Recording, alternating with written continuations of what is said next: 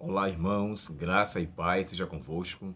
Olha só, hoje nós iremos estudar sobre um assunto onde envolve submissão para o serviço.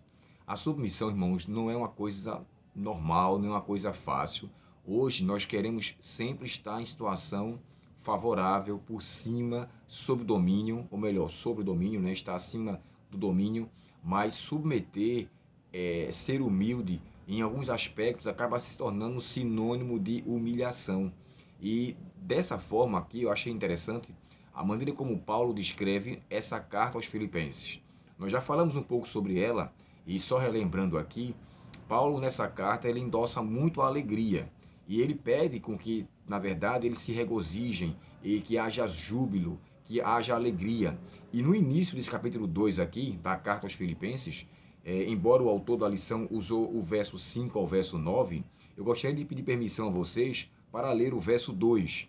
Olha só, o livro de Filipenses, capítulo 2, e o verso 2 diz assim: completai a minha alegria, de modo que penseis a mesma coisa, tenhais o mesmo amor, sejais unidos de alma, tendo o mesmo sentimento.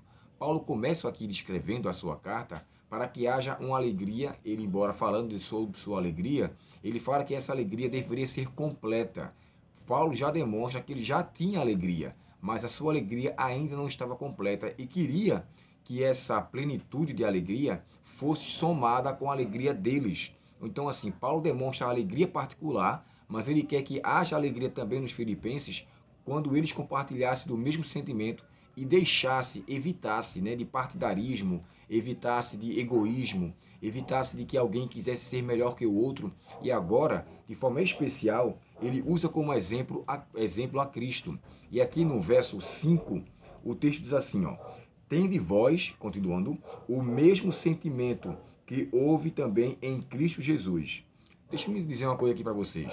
De todas as cartas que Paulo escreveu, particularmente eu encontro, pelo menos até então, a expressão Paulo falar o contrário de Cristo Jesus e não Jesus Cristo.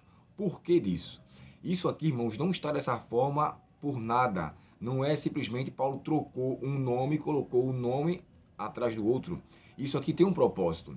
Paulo, quando começa a endossar essa expressão, Paulo estava querendo dizer, na verdade, quem era Cristo, aquele com o qual eles deveriam seguir o exemplo. Por quê? Jesus é a parte humana, ou seja, é o nome que ele passou a ter quando ele assumiu a humanidade. Lembre-se que quando o anjo chega para Maria, diz assim para ela: olha, e o seu nome será Jesus, porque ele salvará o seu povo dos seus pecados. Então o nome Jesus, né, do hebraico Yehoshua, que significa, na verdade, o Senhor salva, ou o Senhor é a salvação. Então, esse aspecto aqui de Cristo, ele mostra, esse nome, mostra, na verdade, a humanidade de Cristo e o propósito que ele foi tratado. Quando Paulo aqui coloca Cristo na frente, ele usa a expressão o ungido ou o esperado. E a expressão ali, de onde vem a expressão Mexia, né, do Messias, aguardado no Antigo Testamento, a expressão agora é o ungido ou enviado, ou aquele que é o Filho de Deus, ou que é igual a Deus.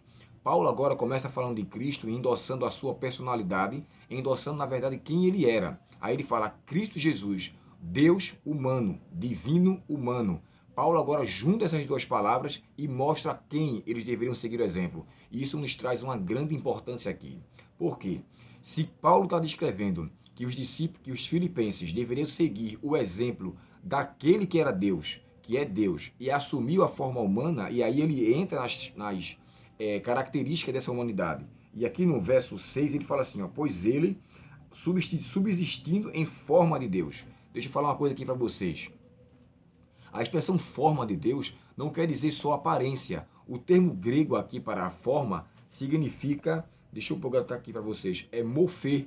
Morfê significa aquele que é igual em todos os sentidos, aquele que é equivalente ou aquele que é igual em todos os pontos. Então, assim, Jesus não é menor que Deus em nada. Ele é Deus em todas as suas características. E aqui eu já deixo claro para aqueles que, infelizmente, desacreditam da divindade de Cristo. Quando Paulo descreve aqui aos Filipenses, no capítulo 2 e o verso 6, ele mostra que não só Jesus é Deus, mas ele é igual ao Pai em todos os sentidos, todas as características. E o termo aqui que ele usa fala assim, ó, Nesse sentido, o termo morfê refere-se ao modo pelo qual as qualidades eternas e as características de Deus se manifestaram em Cristo. Então, assim, são qualidades que Jesus é demonstrado ou manifesto que ele é o próprio Deus, mas ele assumir a forma humana, então ele se limita, então ele se diminui. Ele se diminui no sentido de assumir a humanidade, coisa que o Pai não tem e nem o Espírito Santo tem.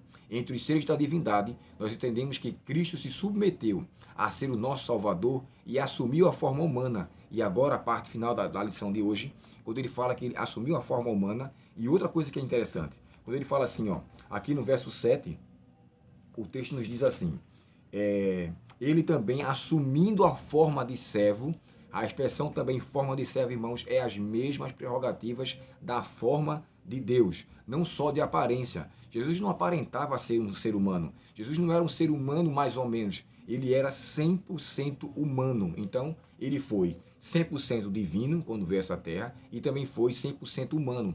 Cristo, na verdade, juntou, né? Deus, então, o Deus Filho juntou esses títulos que lhe foi dado.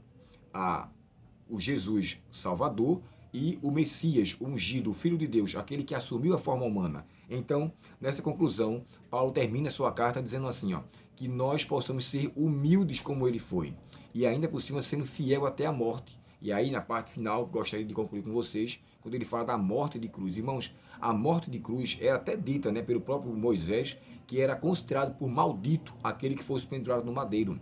E Paulo também, na sua carta aos Gálatas, no capítulo 3 e o verso 13, Paulo também endossa que havia maldição naquele que morreu na cruz. Aí, então, o que acontece? Quando Jesus passa por toda essa humilhação, ao assumir a forma humana e ao ser obediente a Deus, ele nos endossa a sermos iguais a Cristo, também na obediência. Por quê?